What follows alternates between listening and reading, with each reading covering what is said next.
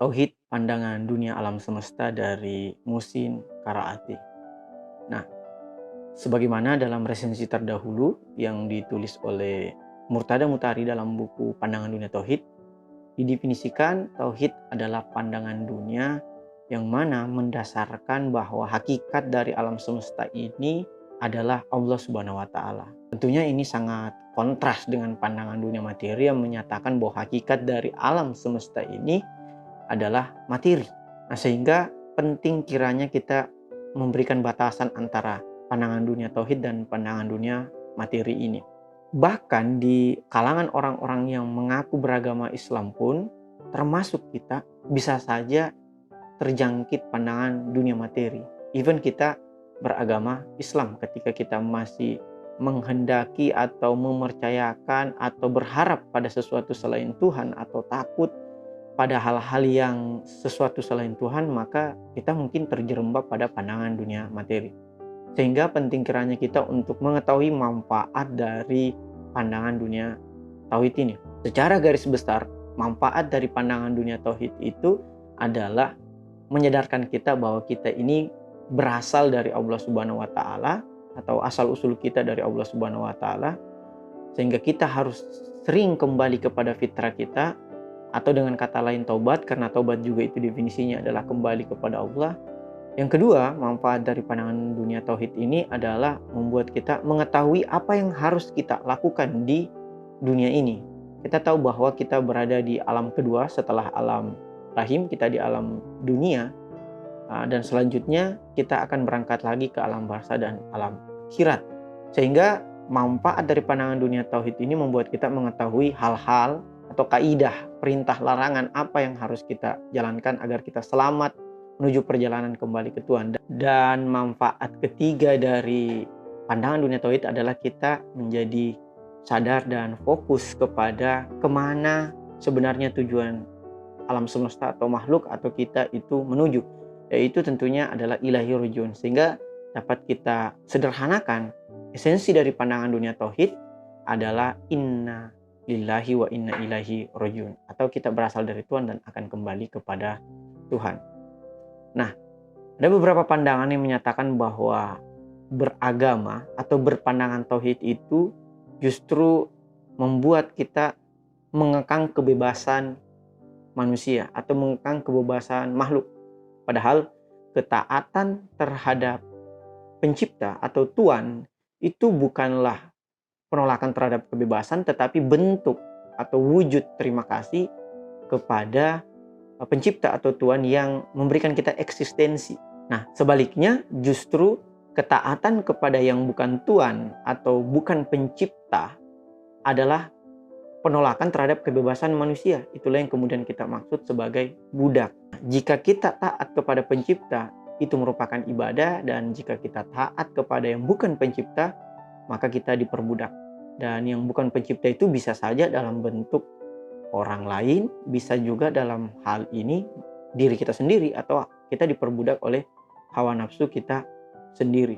Nah, itulah mengapa ketaatan pada pencipta disebut sebagai ibadah dan ketaatan pada bukan pencipta disebut sebagai perbudakan. Misalnya pada pandangan dunia materi yang kemudian turun dalam ideologi komunisme maupun kapitalisme. Secara tersembunyi, ideologi tersebut justru bukannya memberikan kebebasan kepada manusia, tetapi terselip perbudakan di dalamnya. Sehingga manusia kalau bukan menyembah atau menuhankan dirinya sendiri, ia akan menuhankan atau takut kepada tiran yang dalam Al-Quran disebut sebagai togut. Nah, pandangan dunia materi alih-alih membebaskan justru memperbudak umat manusia, apapun jenis ideologi dan apapun jenis agamanya. Nah, penting kita untuk mengetahui pula realitas tauhid dan beragam aspeknya, atau mengapa tauhid ini menjadi tidak familiar atau sering terlupakan di dalam tubuh umat beragama atau tubuh umat manusia. Mengapa manusia kemudian lupa atau abai terhadap pandangan dunia tauhid? Inilah yang kemudian kita sebut sebagai batasan atau syirik. Nah, syirik ini adalah meyakini bahwa ada Tuhan lain atau ada pencipta lain atau ada substansi atau entitas lain yang lebih berkuasa dibandingkan Tuhan itu sendiri. Nah, sehingga di dalam pengucapan kalimat syahadat disebutkan tiada Tuhan selain Allah. Artinya apa? Bahwa kita tidak boleh tunduk, tidak boleh patuh, tidak boleh taat, tidak boleh takut, dan tidak boleh harap kecuali kepada Allah Subhanahu wa Ta'ala. Misalnya dalam masyarakat jahiliyah yang menentang Muhammad. Kenapa? Karena syahadat yang dibawa oleh Muhammad akan membongkar seluruh bangunan struktur ekonomi dan politik masyarakat jahiliyah.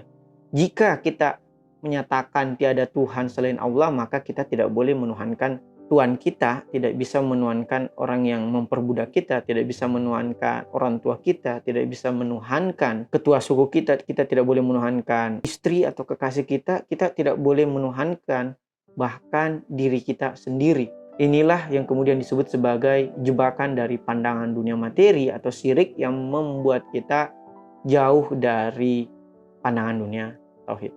Nah, di sisi lain, kemuliaan tauhid ini membuat kita tidak takut pada siapapun dan kita memperjuangkan keadilan, kesetaraan, termasuk kesejahteraan. Karena ya tiada Tuhan selain Allah, sehingga tidak ada yang perlu kita takutkan, tidak ada yang perlu kita gantungkan harapan setinggi-tingginya kecuali kepada Allah. Sebagaimana dalam Atsar Sayyidina Ali, aku telah merasakan semua kepahitan dan yang paling pahit adalah berharap pada manusia. Adapun tanda-tanda orang yang berpandangan dunia materi atau melakukan kesyirikan adalah pertama, ia sering mendapatkan kegelisahan atau mendapatkan tekanan-tekanan jiwa. Dalam Al-Quran ia disebut sebagai seseorang yang sering bersedih hati. Nah, kenapa? Karena orang-orang yang menyembah berhala tersebut selalu diliputi oleh kejengkelan terhadap ditegakkannya pandangan dunia tauhid, karena pandangan dunia tauhid akan memberangus kesenangan mereka, akan memberangus pula kepentingan mereka. Sehingga pun juga pada ketaatan orang tua, karena ada riwayat yang menyatakan bahwa ridho Allah bergantung pada orang tua. Bagaimana jika ternyata orang tua menghalangi kita atau membatasi kita untuk menegakkan syariat?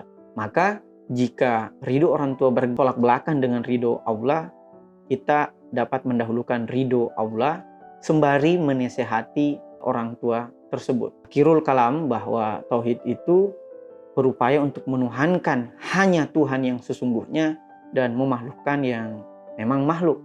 Bukan sebaliknya, yaitu menuhankan makhluk dan memahlukkan Tuhan. Dengan tauhid, kita memanusiakan manusia menuju kehidupan yang adil makmur yang diberkati oleh Allah Subhanahu wa Ta'ala. Selamat menuju ke jalan tauhid.